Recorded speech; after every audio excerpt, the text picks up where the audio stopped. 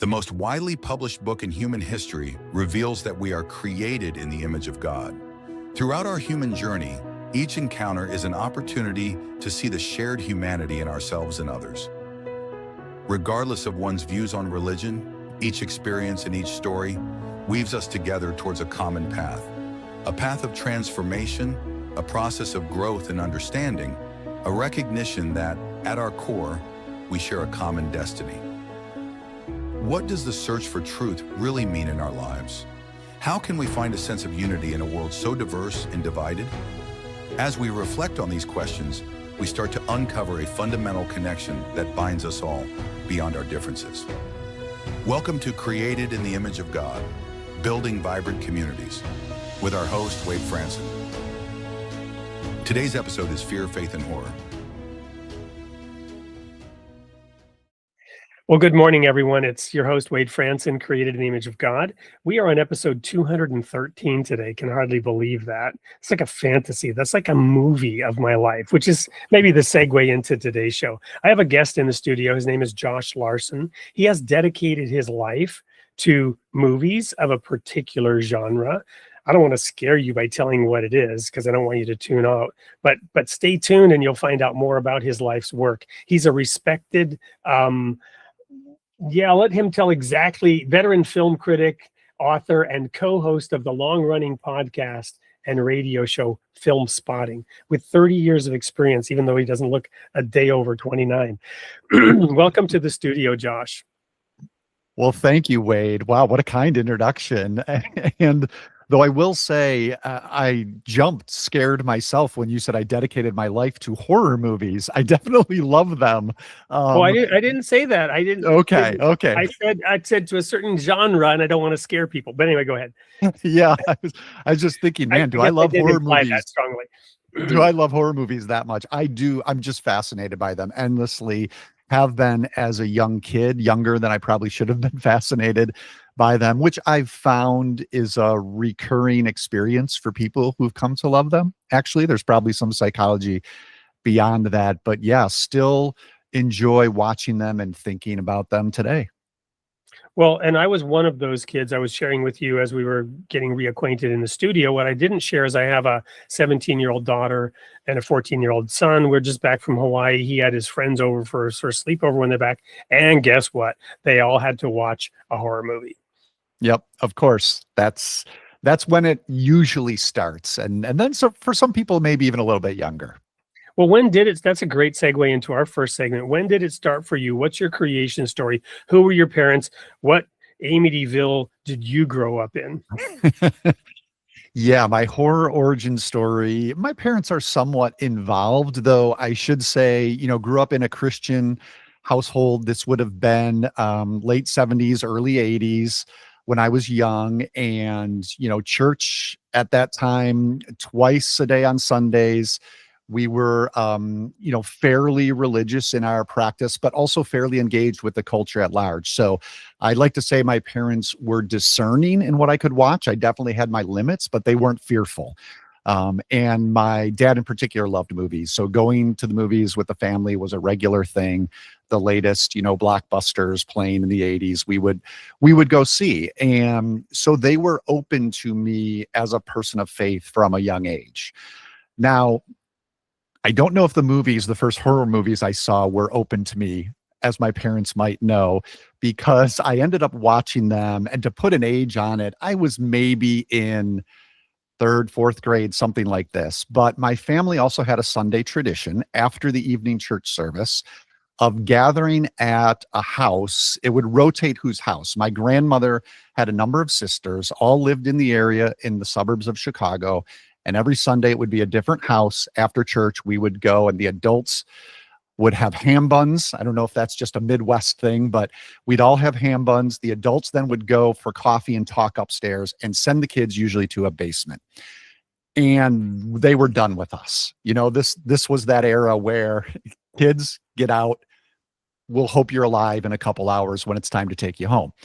And so we would play games, board games, that sort of stuff. And the younger kids, younger than me, would start to drop off and fall asleep as, the hours went to 9 p.m., 10 p.m., sometimes 11. And then the older kids, myself and maybe some teenagers, turn on the TV, and what would you find? A lot of times later at night, horror movies being replayed on local stations. And that's where I first saw Psycho, a version of Psycho. That's where I first saw The Shining. Maybe two of the scariest movies, horror movies to have been made. These were edited for TV versions. I will say that. So it wasn't like I was getting the raw material, but still just terrified me and fascinated me at the same time, and probably planted that seed for when I would go on to explore horror movies more in depth as I got older. Wow. So those are the two seminal movies. Are there any others that jump out at you? That early, a lot of them from that era would be ones I was not allowed to see, and they weren't on TV yet. So I'm thinking of Nightmare on Elm Street, which turns out to be now my favorite horror movie of all time.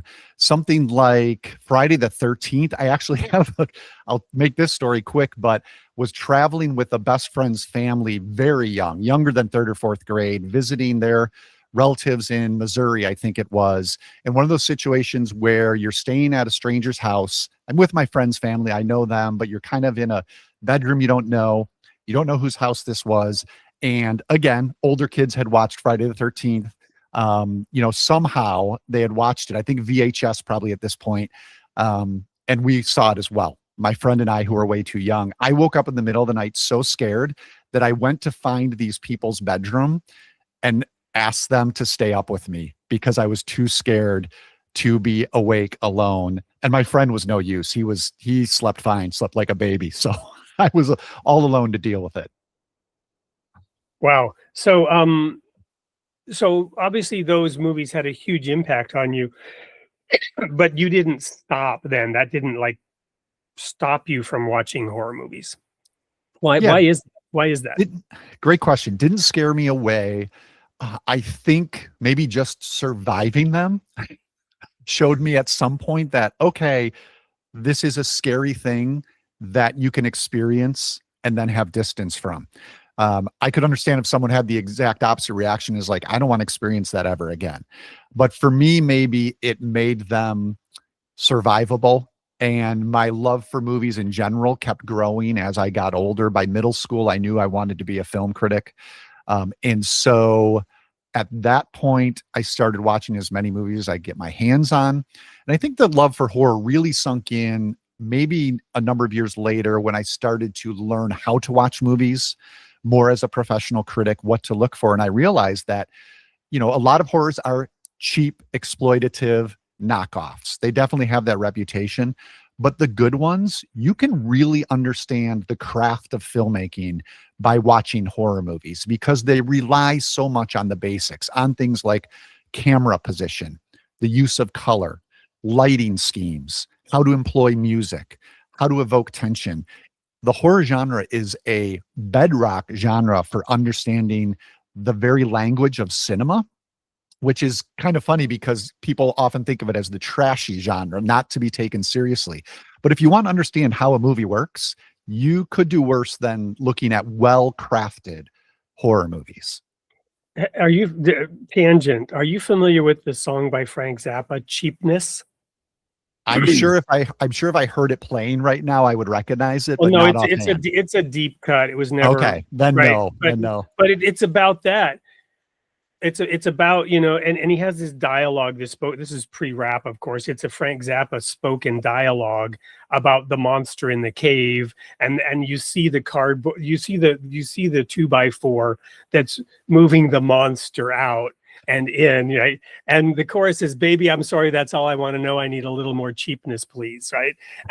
But it's this great, and it's, I guess it has to be the version from a live album that is an obscure album that I got, but for some reason that sticks with me. I'm not a huge Zappa fan, but it evokes that whole thing about the cheap B movie that is nonetheless a pleasure to watch. Yeah. And it also speaks, I think, a little to seeing the apparatus behind the scare, maybe, which can be demystifying, right? I think maybe that was part of the journey too, is seeing the pieces put together. It demystifies the scariness of it, even though my favorite horror movies are the ones that still scare me. So what is the criticism of you as a film critic? You Oh, know, are you the magician who's explaining the tricks? I mean, how does the world ah, respond to? yeah, I see what you're asking. I think related to that is a question I get a lot, and I think a lot of critics will get is, do you ever just watch a movie for fun? I think that's kind of in the same vein of what you're talking about. And the answer I usually give is that to take movies this seriously and think about them this carefully, to me, is fun. Like, that's how I'm having fun. And I understand, my wife and I will watch a Netflix series maybe that we're both mildly interested in. And that's a different sort of fun. I'm not necessarily, you know, investigating it as closely. I'm maybe letting my guard down, or not putting that critical eye on as extreme as I could. So I understand the distinction they're making, but the honest truth is it's fun for me to watch a movie intensely closely and think about how the filmmakers are achieving what they're achieving, how I might feel about that, what it might speak to me, say to me, the interpretations I might have. That's all fun stuff. So, yeah, I think critics get that rap for spoiling the fun, but honestly, we're having fun. So as we wrap up this first segment, I want to sort of understand the transition from adolescent to I'm going to become a film critic and that's going to be my career. What did that look like? How does one become a film critic? What concerns, fears, what challenges, and how did you arrive as a film critic? Yeah, and you're asking this at the end of a year, the start of another year, but as we've just closed out a year where film criticism took a severe blow in terms of being a profession. It's been under attack for a while now, but there were probably 4 or 5 prominent national film critics who lost jobs in 2025. Closest to me would have been the Chicago Tribune's Michael Phillips, who had been there for years. He's a regular guest on our podcast, Film Spotting, one of the nation's best critics, and they eliminated the film critic position. So things are dire now. Why is that happening? It's tied to the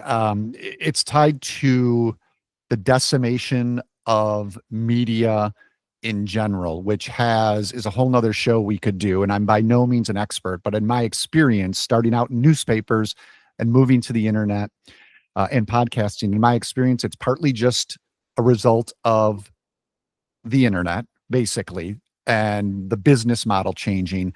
It's also part of the fact that media companies, particularly newspapers, have been purchased by investment corporations. And I went through this personally, that bled them dry, bled their staffs thin, and then tried to turn around and sell them for a profit. Almost every important newspaper group in the country has experienced that. And the first thing they go for, as happens at colleges and, in other places, they go for the arts. That's the first thing they think they can eliminate. So those are just two of the factors I can think of right off the top of my head. But film criticism, yeah, it's not honestly a very viable profession. It was always a difficult one. I was fortunate enough to be at the very tail end of the newspaper era where newspapers still had staff film critics. And so that's the route I took, starting out at a daily, weekly newspaper where I just had a column on film, and my main job was covering, the local water rates and school boards, and working my way up from there through other jobs until I did become a daily movie critic for a group of newspapers in the suburbs of Chicago. And this was the same group that also employed Roger Ebert at the Chicago Sun-Times. So it was a golden era that there could be. I can sum it up in this. At that time, there were maybe 15 people in the Chicago area who had a full-time job as a film critic. As I know of right now in 2026, there are 0. Those who are doing that in Chicago are freelancers doing it, being paid not very much per review. Well, thanks for providing us that background and the context. When we come back from this commercial break, which will be a video about Josh and his work, I want to dive into something that's a little bit more relevant to the general audience of the show, and that is the intersection of your faith, Christianity, your background in that, and this horror genre, and how you reconcile that. Do you see a need to reconcile it, or is that a non-issue? We'll dive into that and more when we come back with celebrated film critic Josh Larsen on Created in the Image of God. Don't go anywhere. Be afraid. Be very afraid.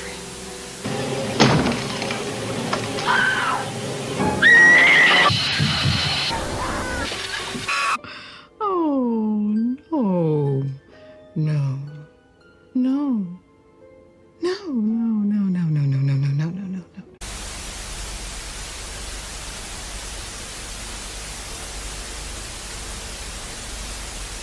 Welcome back to Created in the Image of God. I'm your host, Wade Franson. We're here with Josh Larsen, 30-year veteran film critic, survivor in an industry that's in some kind of attrition due to the transformation of the media landscape.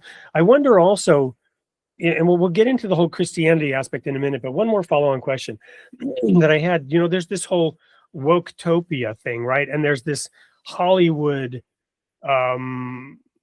desire to go along with woke ideologies and create movies like the new Snow White movie, where this is all politically correct. And traditionally, that has been less of a concern with movies, certainly less of a concern with horror movies who push the envelope. How much does all of that, this ideological divide, play into how the industry is being impacted? Yeah, that's a big topic on its own. The one thing I can say about it is that from my vantage point, it's less of an ideological divide than a corporate decision. These Hollywood companies, they don't have ideologies, they have shareholders.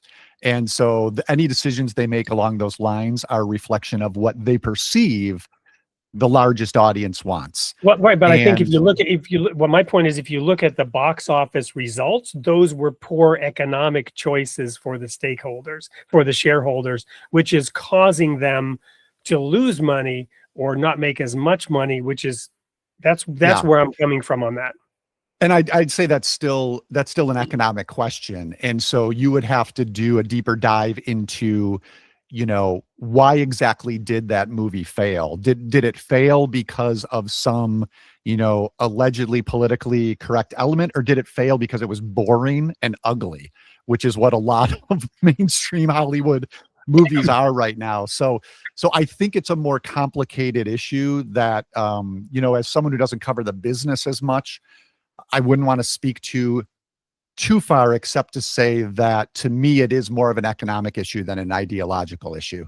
Well, but has the horror industry been somewhat immune? Horror movie industry been somewhat immune from some of those ideological concerns because they are already outside accepted norms in a way? I mean, again, it's more nuanced than this, but the horror genre, I think, reveals that audiences were interested in larger representation of experience and more diverse storytelling. And the horror film that would prove this is Get Out, which was an enormous success from director Jordan Peele, a horror movie that, was exactly about, in the chapter on prophetic horror in my book, I write about Get Out because it was exactly about racism in the United States. And it was an enormous success. So that's where we get into a little bit of difficulty in terms of pointing to box office and saying, well, see, this is evidence of what the audience really wants, because you could always go find another example from the box office that suggests otherwise. And as far as horror, horror has a little bit of freedom because in general, it costs less to produce these movies. And so with that, there's a little less oversight, there's less expectation, or there's less return on your money that's demanded, I should say. So to be a hit in the horror genre often doesn't require as much of a box office return.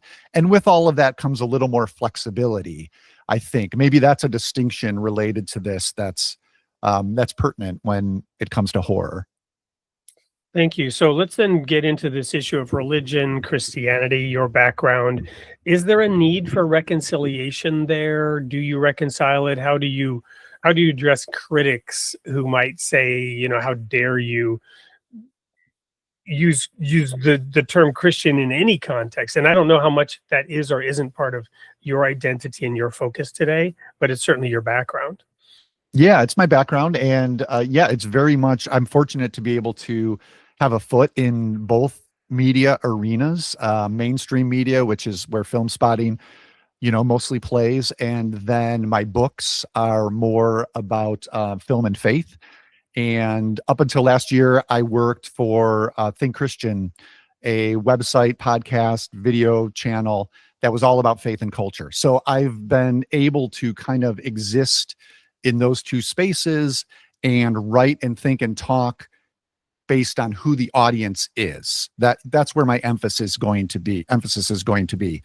So yeah, when it comes to horror on that front, I think the first thing I like to keep in mind when I do hear pushback from Christians about the genre is to take their concerns seriously, because I do think they're valid.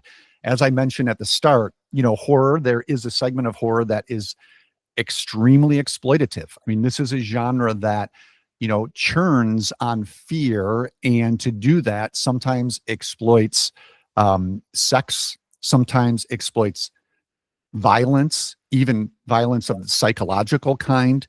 And it's certainly, when it comes to religious horror, there are some films that I think you could fairly call sacrilegious. So I get all of these concerns.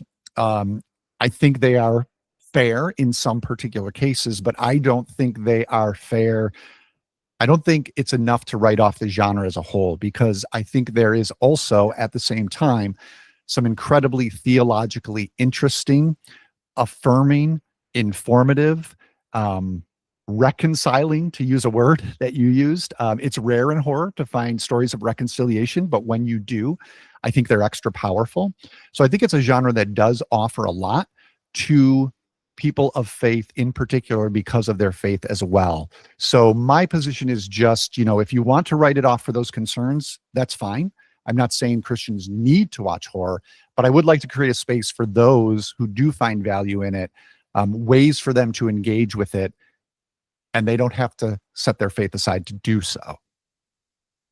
Well, yeah, let's talk about the Bible for a moment. You've got the book of Judges, right, where these most atrocious acts are documented, like chopping up a dead woman and sending her body parts out to various parts of the kingdom, which is a story in the Bible. And then the summary: in those days there was no king in the land, and every man did that which was right in his own eyes. And then you have, of course, Israel coming out of Egypt, which precedes that, where you have 100-pound hailstones falling and the death of the firstborn by the death angel, right? Pretty horrific. Then you have the book of Revelation, which is like a movie trailer full of horror. You have the 4 horsemen of the apocalypse: plagues, pestilence, death. And then you have people shaking their fists at God and covered with boils, right? You have Job sitting on an ash heap covered with boils. I'm laughing now, but these are horror scenarios. Absolutely. And I do start there with that conversation with Christians who are skeptical, is to say, hey, the Bible is full of horror. You named a number of examples. It starts early on in Genesis with the murder of Abel. And I think It's very interesting that Abel comes back almost like a ghost in scripture, is referenced later on in Matthew and Hebrews even. And then you have, just some more stories. How about Ezekiel and the bones is almost like a zombie, Yeah, a the reverse Valley of Dread zombie Bones. story. All these, flesh is appearing on the bones. And a terrifying one is, the demons possessing the man that Jesus encounters, who are called Legion because there are so many. So I think, they enter the pigs, and the pigs run off the cliff. I mean, this would make a great horror movie. Exactly. And so the question to me is, why are stories like that in the Bible? And I think the fundamental reason I would give someone skeptical of horror is because the Bible is an incredibly honest work that does not pretend to us that we're not living in a fallen world. And as such, things like murder, possession, all these fears we have, fears of our own. That story of Legion can also be seen as, yes, a possession story, but also a possession of our fears of not being in control of our own minds, of psychological decay. These are real world fears. And if the Bible pretended like none of that existed, it would be hard to take it seriously as a guide for our lives. So I think that's part one, but then it's also part two is to say, okay, that's true, but that's not the end of the story for the Bible. So how does the Bible answer all of these particular horror stories that it presents with us? And I don't know that you can go one by one through everyone we've just listed and say, here's the answer, here's the answer. But the overall story is one of grace, of goodness overcoming this evil, of life overcoming death and bringing life to all. And in that sense, that message of grace would ring hollow if it didn't make space first for the horror it's answering. And so I did try to structure the book that way, not only breaking down different genres of horror, but asking, what fear does this genre explore? Where do we see that fear in the Bible? Where is the fear answered in the Bible? And how do these movies help us think through that? Now, not all the horror movies will offer an answer aligned with the one in the Bible. Like I said, horror movies are pretty bleak. Every once in a while, you will get a comforting answer. But it's that process of recognizing the horror in the world and then looking for and finding a response from God that watching horror movies can help us also experience. Well, I'd like to dive into that a little bit more. And as a nod to some of my Baha'i friends, and this is also airing on something called the Clearwater Baha'i channel as one of our outlets. There's something called the Fire Tablet in the Baha'i faith. This is a long poem by Baha'u'llah, the founder. I'm just going to read the opening. In the name of God, the most ancient, the most great. Indeed, the hearts of the sincere are consumed in the fire of separation. This is hell, right? Separation from God is hell. We didn't even talk about hell when it comes to horror stories, right? But where is the gleaming of the light of thy countenance, O beloved of the worlds? And then it says, the bodies of thy chosen ones lie quivering on distant sands. So lest the Baha'is think, well, we don't have horror in our writings. Yeah, you do. The bodies of thy chosen ones lie quivering on thy distant sands. Where is the ocean of thy presence, O enchanter of the worlds? And later on, this is my favorite part of this. It repeats this refrain. It says, were it not for calamity, how would the sun of thy patience shine, O light of the worlds? There you go. Yeah. Yeah. But then here's the and then it has this this phrase, the wailer of the worlds, and the quote is, shalt thou weep, shalt thou wail, or shalt I wail?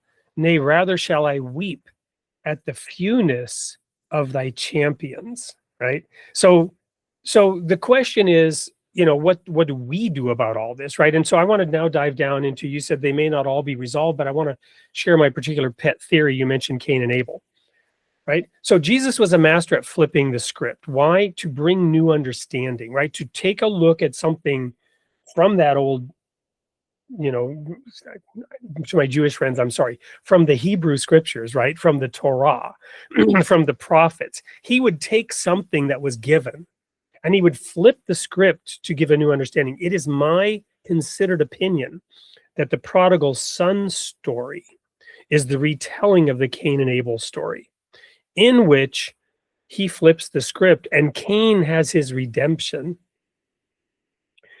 Cain is the son who took his inheritance and left the father and squandered it on wine, women, and song. He ended up in a pigsty and said, my father's servants have it better than me. I'll go back and become a servant to my father. The father rushes out to embrace him while he's afar off, gives him a coat, slaughters the fatted calf, celebrates a party. And now Abel, the good son who stayed faithful and who was favored by the father, is jealous. So Abel becomes the jealous one. And the father turns to him and says, why are you jealous? Everything I have is yours. And this is even more true because Cain in the story squandered his inheritance. But he doesn't get a new inheritance, but he is embraced back. Everything the father has now belongs to Abel because Abel has not consumed his inheritance yet. So it works. You follow me? And this is kind of a redemption story that allows us to look at things differently. Is there some of that in horror? Because I think, Seinfeld was famous for being a show about nothing, and there's no moral lesson. And even in the final episode, the whole crew had never learned anything, right? Yeah, right. Do we actually learn things from horror movies, or is that not part of the script? Does it leave us in that dark space, and is that part of the lesson? Yeah, I think most horror probably leaves us in the dark space. It doesn't necessarily mean they always have, unhappy endings, but there's always a bit of discomfort to it. That's just part of the genre. I would be careful about demanding like lessons from horror because it can be ironically, it can be a very moralistic genre. So in Fear Not, I have a chapter on, I call it sex as death. And it's all these movies like Friday the 13th, which we mentioned, which equate any sort of sexual activity with death. That's incredibly moralistic. Yes, I've seen that where it has this like black and white morality that blurs any gray area that's very unhealthy. Very unhealthy. And I would say, really, again, if you take the Bible into account in terms of sexuality, anti-biblical. That's sort of attitude towards human sexuality.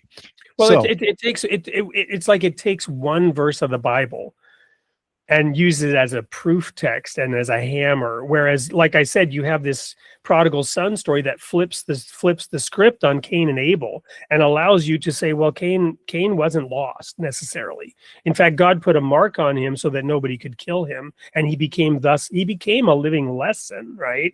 He lived in exile, but anyone who killed Cain would be killed themselves. He did not grant us the ability to go out and become vigilantes. Yeah. And so when it comes to lessons in horror, I think it can get dicey. Now, that doesn't mean some can't offer comfort. I mentioned discomfort is where we're usually left.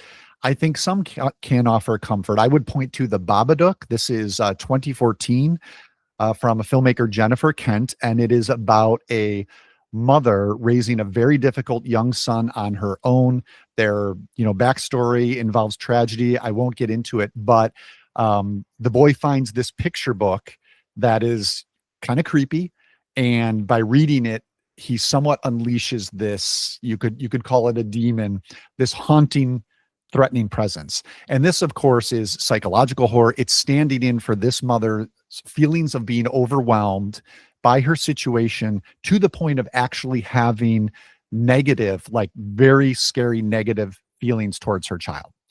And that movie, I won't give it away, ends in an incredibly miraculous space of grace for that mother.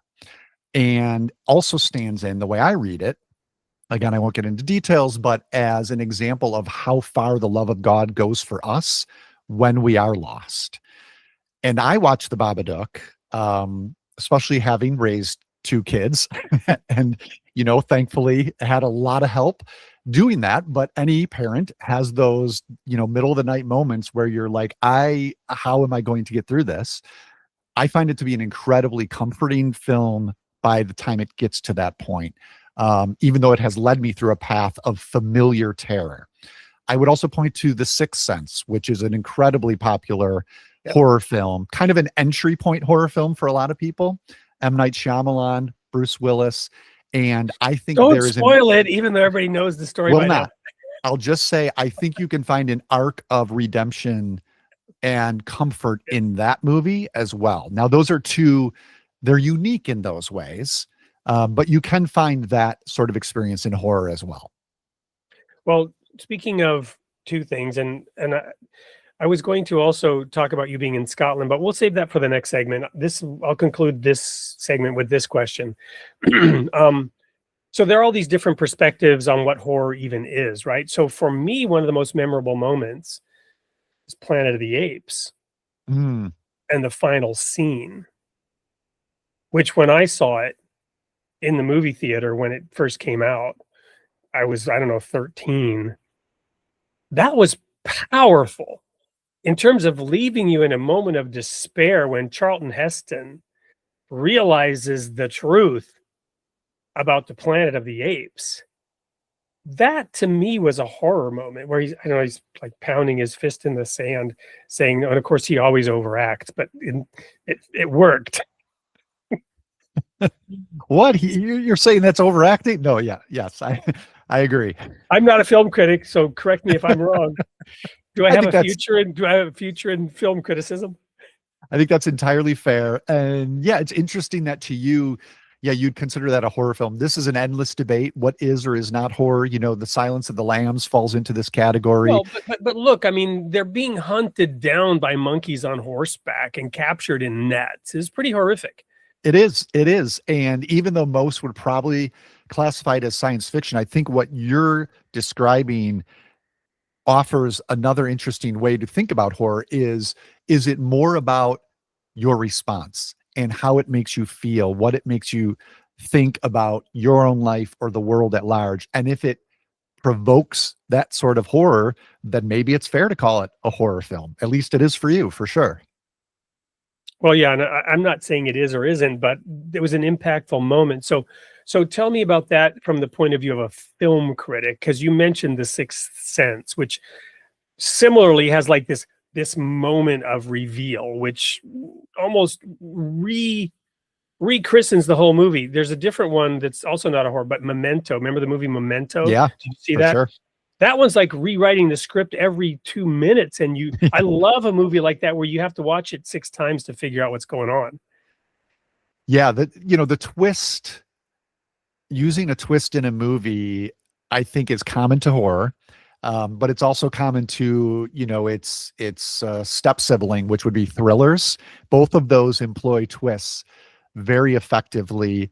And for me, I like how you describe The Sixth Sense in that it rechristens. I think the good twists do that. They don't just surprise you or throw in something random. They make you rethink everything you've watched. And not only that, when you go through that exercise, you appreciate what you had watched in a new or different way. M. Night Shyamalan is famous for using twists a lot. And I think he gets a little bit of a bad rap for that because for the most part, not every film of his, they function that way, where they reorient your understanding of what you'd been watching. That is additive. It's not just for that moment of twist. It's for the entire experience. I think he does, for the most part, pull that off, and absolutely does in The Sixth Sense.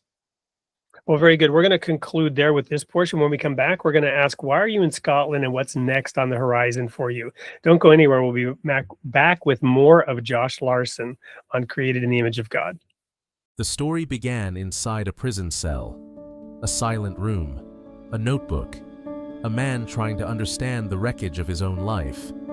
He wrote everything by hand, every moment that broke him, every memory that refused to stay buried, every step that pushed him towards something different.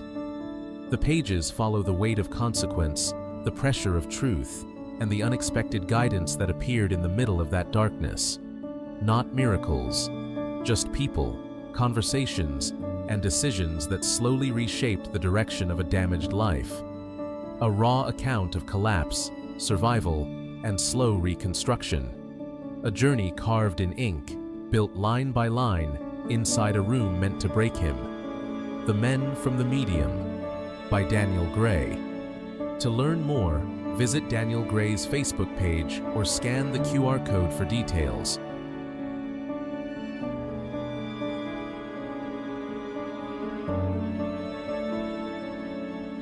Welcome back to the final segment of the show with Josh Larsen. I don't want this to end. I'm enjoying it so much. I'm learning so much.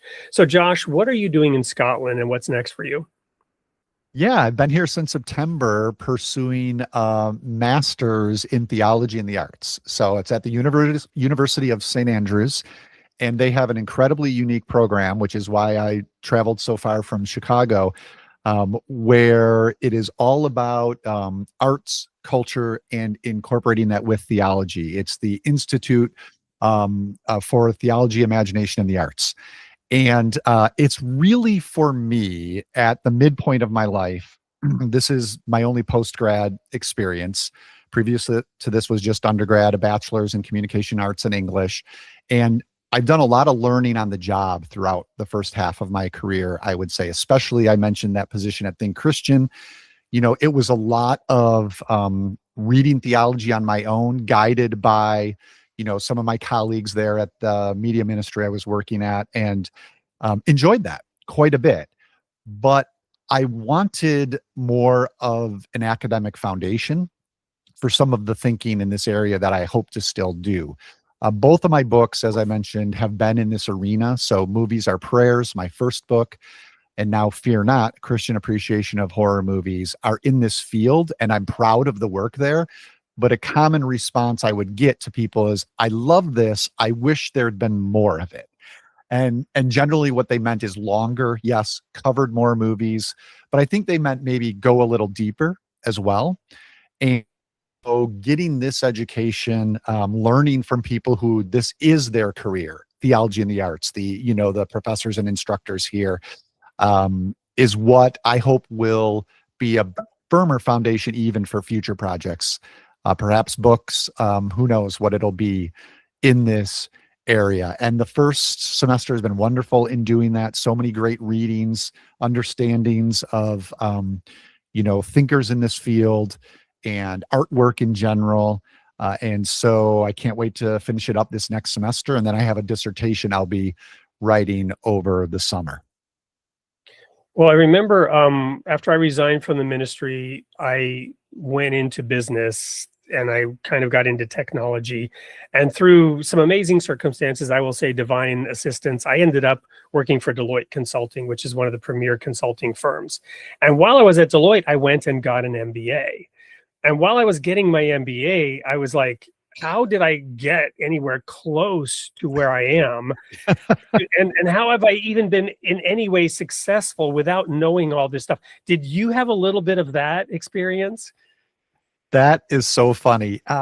Yes, I'll just say yes. While emphasizing, that I'm incredibly proud of both of those books, and I think they stand up on their own, and honestly speak to a general readership that I still hope to speak to, and I think I'm going to have to be careful going forward, holding this knowledge but not falling into academic jargon, because I really do want to. I've enjoyed this experience of academia, but I think coming up through journalism, my space is more with general listeners or readers. And so I think it was good that both of those books are written in that style.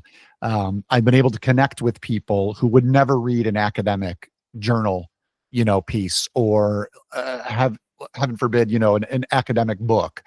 But they're very much interested in these ideas. So yes, I have had that experience where I think, man, I would like to have included this aspect to the book or something like that.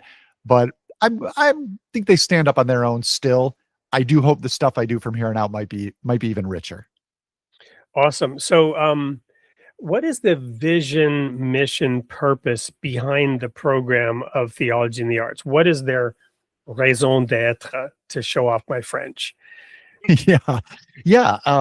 It's great. The way they describe it is that this program is for artists who want to incorporate thinking about God into their craft, or it's for theologians who want to find ways to incorporate art into their ministry. Now, you may have noticed neither of those positions describes me. So I'm sort of like right at the cross section of that as a film critic. You're a natural interpreter between the jocks and the geeks in your world, right? So are there like jocks and geeks? They're the theologians and the artists, and you're in the middle?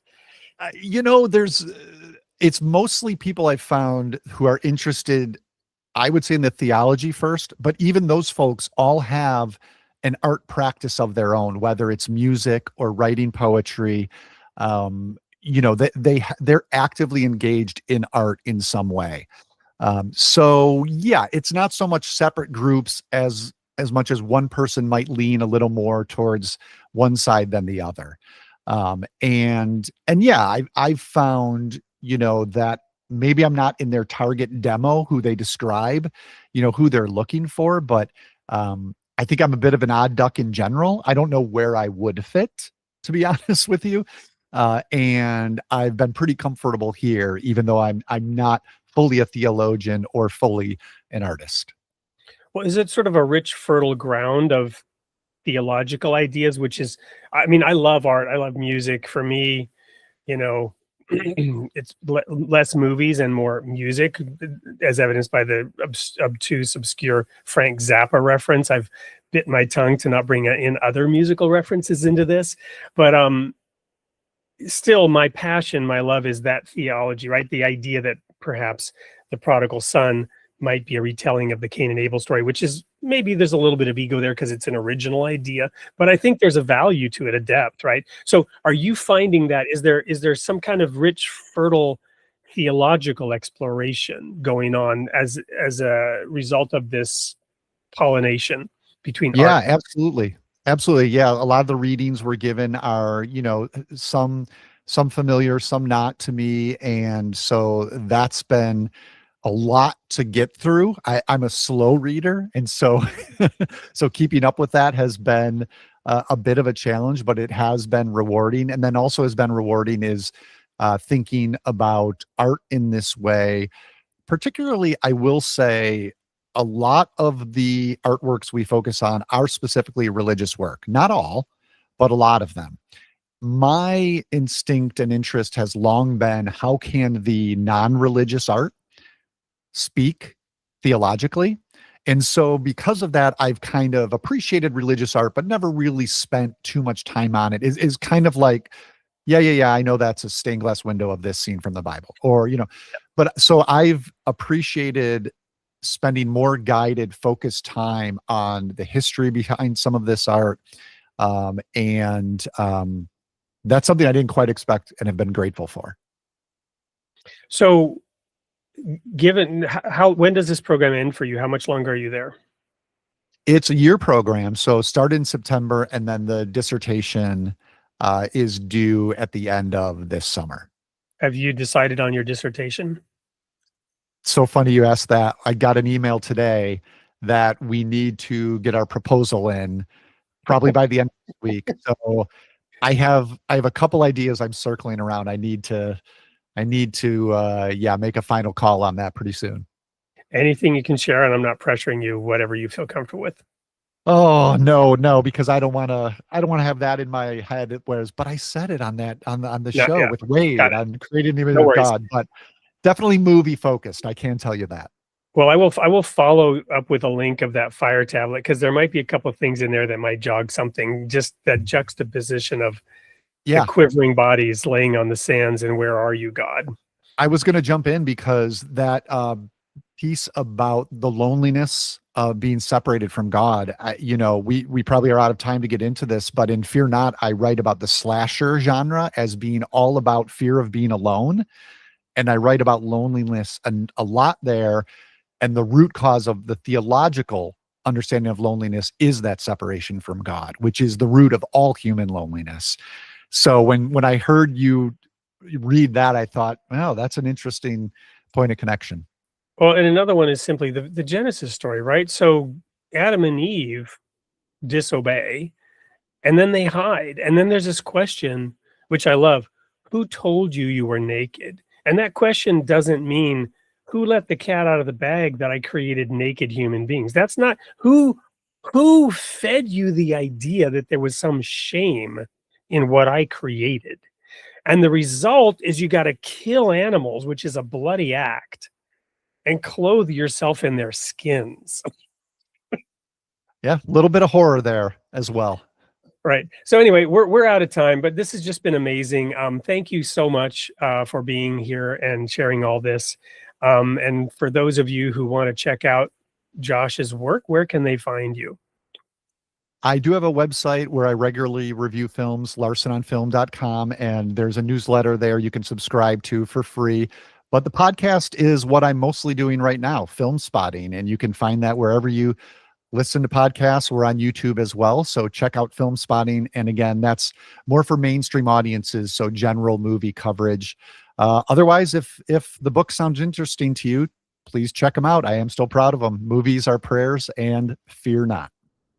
Awesome. And what would you like to leave our audience with here in the last moments? If you're intrigued by horror after this conversation, I would say a good starting point might be The Sixth Sense, to dip your toes in that water. It is creepy. It is scary. It's not extremely explicit, and it's incredibly rewarding. So if this has intrigued you in the horror genre, The Sixth Sense might be a good place to start. It's interesting because whereas I kind of hinted at the Planet of the Apes maybe being a horror movie, I would not have called The Sixth Sense a horror movie, but I guess it is. It's a ghost story. I mean, we Yeah. can say that without giving away too much. It's definitely a ghost story. Absolutely. All right. Well, thank you, Josh. And we'll be continuing to follow you in your career. And maybe we'll have you back at the conclusion and talk about your dissertation. For the rest of you, there's one more thing, and that is to watch the sneak peek of next week's show. And meanwhile, in your horror moments, don't forget you are created in the image of God, and God loves his creation. We'll see you next week.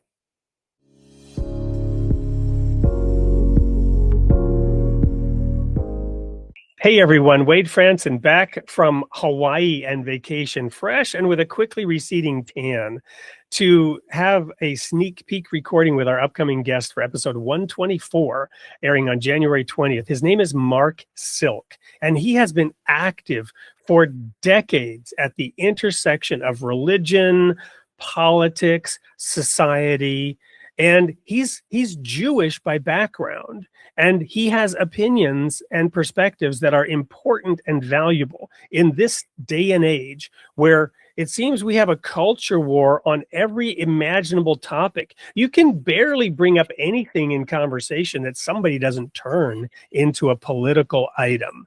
So, Mark, welcome to the studio. Why is it that this intersection is your focus?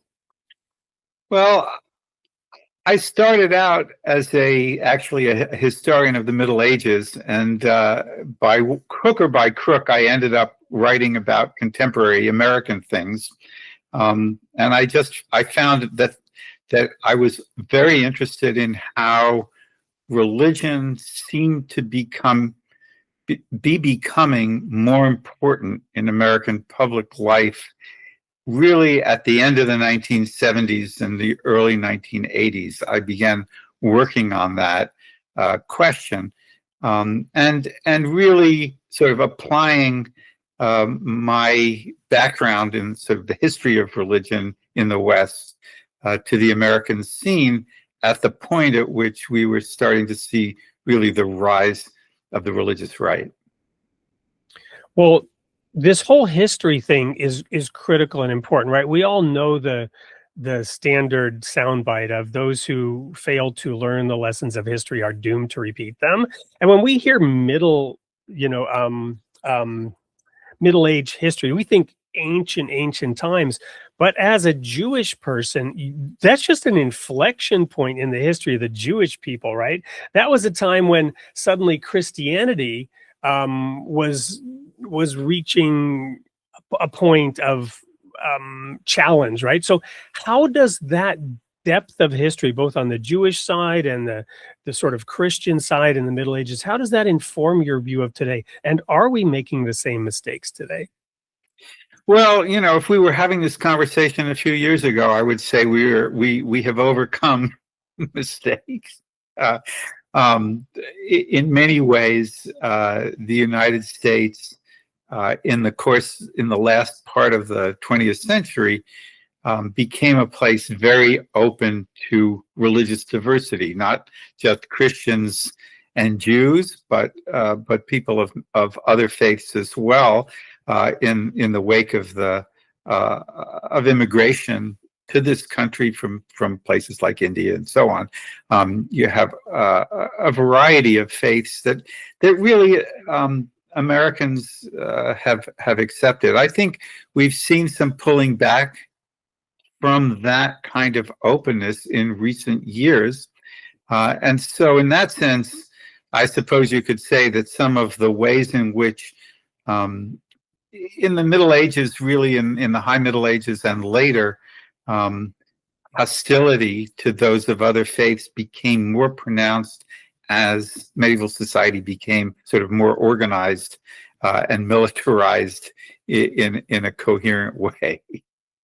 Well, and we didn't even talk about Mark's credentials, which are substantial, but tune in on the January 20th show, and we'll dive deep into this topic, and we will explore whether or not we are moving 2 steps forward, 1 step back, or whether there's something more ominous on the horizon, and we see the unfolding of 1984 in Brave New World, books that I was required to read when I was in high school. I don't know about today's youth, but you're not going to want to miss the show with Mark Silk on January 20th, 8 p.m. Central Time on Created in the Image of God. We'll see you there.